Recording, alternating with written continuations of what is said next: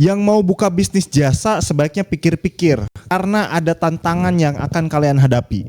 Nih 9 tahun kebun desain nih Jis, bisnis jasa apa Jis? Tantangan-tantangan yang umum nih biasa dihadapi oleh para pebisnis jasa. Nah ini mencakup jasa semuanya nih.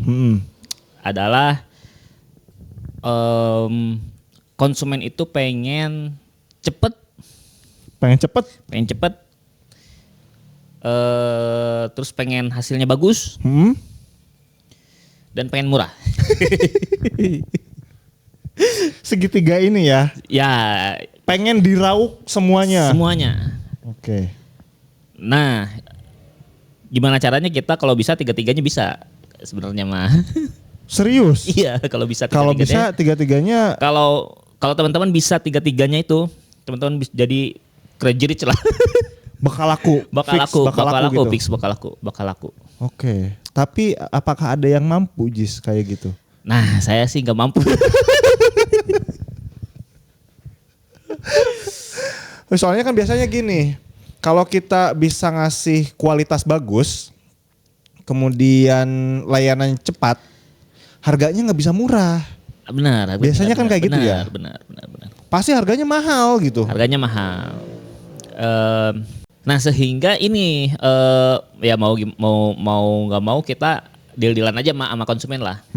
Misalkan waktunya ya misalkan harga ditawar nih jasanya ya paling yaudah waktunya mundur deh misalkan. Ngerjainnya kita bisa ngerjain yang lain dulu misalkan. Atau misalkan oh lagi sepi nih, adalah gas aja lah misal murah misalkan. Itu sebenarnya decisionnya atau apa ya keputusannya tergantung kita bebas gitu. Oke. Misalkan wah lagi sepi nih, udah gasin aja lah mau harga berapapun misalkan. Kerjain secepat mungkin dengan hasil yang sebaik mungkin gitu. Itu tergantung kita. Nah tantangan atau masalah muncul ketika yang order mulai banyak. Oke. Ketika kita bisnis jasa nih, kalau yang ordernya cuma satu, kita bisa memutuskan apapun lah. Misalkan ya ayo diterima murah, cepet, bagus, ayo misalkan. Mau cepet, mahal, bagus, ayo misalkan. Terserah kita lah. Mau cepet, jelek, ayo misalkan. Mau nerima aja bebas kita ya. Gitu ya kalau satu masih aman nih. Kita masih bisa menyesuaikan. Kalau yang ordernya udah banyak, nah ini. Kita harus bisa memperkirakan manajemen proyeknya. Iya. Kita harus bisa menstandarkan lah ya, tipis-tipis kayak gitu ya. Iya, dalam artian gini, misalkan saya yang bisa ngerjain logo 1 hari, tapi karena orderannya banyak, jadi nggak bisa 1 hari. Iya. Karena kan tadi kita harus ada di manage nih, kan harus di manage mungkin gitu ya. Makanya harus ada standar. Kalau nggak ada standarnya, manage-nya berantakan tuh. Iya itu, ya. Harus ada di situ tuh kita harus ada standar pun misalkan kita standarkan lah jadi 3 hari misalkan. Ketika orderannya makin banyak lagi 3 hari jadi gak cukup. Iya standarnya harus diubah lagi tuh. Iya itu yang pusing tuh di situ. Sedangkan konsumen pengen tadi cepet, mahal, cepet murah, hasilnya bagus. Iya.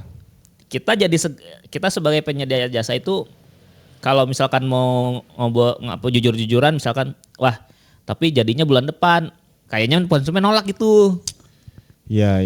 Kita juga nggak mau ditolak kan, nggak mau orderannya hilang gitu. Akhirnya kita wah gimana ini caranya kan gitu. Iya. Nah yang susah itu adalah manajemen si projectnya ini. Oke. Gimana caranya kita bisa deal sama orang biar deadline-nya juga nggak terlalu lama, tapi kita juga tetap misalkan teratur lah. Nah, untuk mengatasi ini memang harus ditulis. Harus ditulis misalnya project kita dapat nih project A, order tanggal segini, deadline-nya tanggal segini, gitu. Harus ditulis.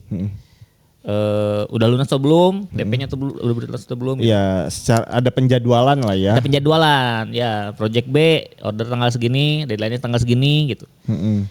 Sehingga kita kalau ditulis kita bisa langsung buka schedule tuh. Misalkan ada orderan baru nih, Mas saya mau transfer sekarang. Nah kita bisa lihat schedule kan. Oh ini kalau order hari ini berarti beresnya tanggal sekian. Karena udah antri nih. Misalkan ada 10 orderan sebelumnya misalkan gitu. Kita ada jawaban ke kliennya. Jangan sampai kita nggak ada catatan ketika ada yang order, Mas saya mau order sekarang. Oke. Jadi misalkan 2 hari nggak tahu antrean udah menumpuk nih. Jadinya keteteran sendiri akhirnya kan gitu. Iya. Kalau nggak di manage mah berantakan lah ya. Iya. Soalnya tadi tuntutannya ataupun tantangannya itu adalah tadi yang segitiga tadi ya. Ya. Pengen murah, pengen cepat, pengen bagus. Kalau semuanya ini nggak di manage, ya tadi berantakan. Berantakan bener. Kalau yang ordernya masih 1 gitu ya, masih oke lah. Masih oke bener. Masih bisa dihandle. Ya. Tapi kalau udah banyak mah repot ya. Kalau udah banyak repot. Nah, saya juga pengalaman gitu tuh. Wah kira-kira kayaknya minggu depan udah bisa nih ngerjain orderan hari ini misalkan. Ya udah Mas minggu depan beres misalkan. Desain kemasan. Taunya ternyata banyak orderan belum gak kerjain nih. Akhirnya refund gitu atau dikembalikan uangnya gitu. Sayang banget gitu. Kondisi-kondisi seperti itu yang wah sebenarnya sayang banget gitu kalau misalkan sampai kejadian sama teman-teman gitu. Iya, Kebun Desa juga sempat keteteran gitu akhirnya refund kayak gitu ya. Iya, keteteran gitu. Ada yang refund, ada yang konsumennya marah-marah, ada yang wah udah gimana. Udah apa namanya ya? Ya tantangan ini udah kita hadapin gitu ya. Iya. Udah kita hadapin. Belum lagi tantangan SDM-nya gitu kan. Kita kan kekurangan SDM, makanya ketika orderan banyak banget kita manage tapi tetap aja overload gitu. Overload. Saya kalau udah lama banget ya, kalau udah banyak banget gitu ya orderan yang masuk ya mau gimana ya kita jujur-jujuran aja, paling misalkan bulan depan jadinya gitu. Iya. Itu. Ya itu ya teman-teman ya. Jadi yang merembet kemana-mana sih yang tantangan tadi 3 ya. Yang apa namanya? Murah, cepat, bagus. Di manajemen ternyata masih bisa overload ketika membludak gitu ya. Membludak bener. Mulai dari mungkin sumber daya manusianya. Ya. Ini, kita kekurangan sumber daya manusia. Kita mau ngambil ini orderan bulan depannya apakah masih akan seperti ini gitu kan. Nggak ngambil kita keteteran. Gitu kan. Bahkan ada kasus di mana udah rapih nih. Jadwal udah punya schedule masing-masing nih tiap klien. Tiba-tiba ada klien misalkan, Mas, saya bayar 2 kali lipat tapi pengen jadi besok misalkan. Iya benar. Ditolak lumayan kan gitu. Iya. Itu ada itu kayak gitu. Iya, tapi menghancurkan schedule akhirnya. Iya benar. Menghancurkan schedule karena tadi tenaga kita yang harusnya untuk klien A malah dipakai untuk klien B. Iya. Klien A jadi ngamuk, klien C jadi ke bawahnya kan jadi ngamuk semua tuh. Kan ditelat semua. Padahal kan kita udah ngasih ya estimasi ke mereka, udah ngasih jadwalnya gitu. Iya. Udah menjanjikan tapi ya ditolak sayang tuh 2 kali lipat gitu kan. Ya itu makanya. Nah jadi gimana nih kalau misalkan teman-teman nih Jis pengen ngebuat kita overload nih misalkan dengan banyak orderan misalkan. Buat teman-teman yang mau menguji Kebun Desa bisa nggak nih kita kasih proyek yang banyak gitu dong ya. Kita kan udah pengalaman nih dulu overload gitu ya. Coba kasih overload lagi lah gitu. Apakah kita mampu gitu ya sekarang karena udah banyak pengalamannya nih gitu kan. Skill manajemennya meningkat gak nih gitu kan. Pengen dites misalkan sama teman-teman. Ya boleh kalau mau ngetes silakan order aja lah. Karena Kebun Desain ini menyediakan jasa desain. Ya, desain pun sekarang jadi tinggal 2 nih jasanya. Desain logo dan desain kemasan. Desain lain-lainnya hanya pelengkap saja. Karena itu tadi kita nggak mau overload gitu, terlalu overload menerima semua project itu. Akhirnya kita cuma 2 jasa desain logo dan jasa kemasan produk. Mau itu labelnya, mau bentuknya box, mau bentuknya standing pouch, mau bentuknya aneh-aneh sekalipun. Itu tetap bisa didesain gitu. Nah buat teman-teman yang mau order desainnya bisa langsung hubungi WA yang tertera di layar.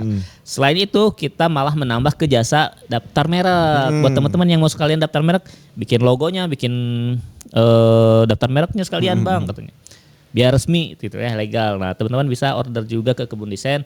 Silakan hubungi nomor WA yang tertera di layar. Nah itu ya teman-temannya, silahkan tantang uji Kebun Desain. Apakah bisa menghadapi tantangan teman-teman? Langsung order aja di WhatsApp yang tadi. Oke, thank you. Sampai jumpa di video kita selanjutnya. Bye-bye.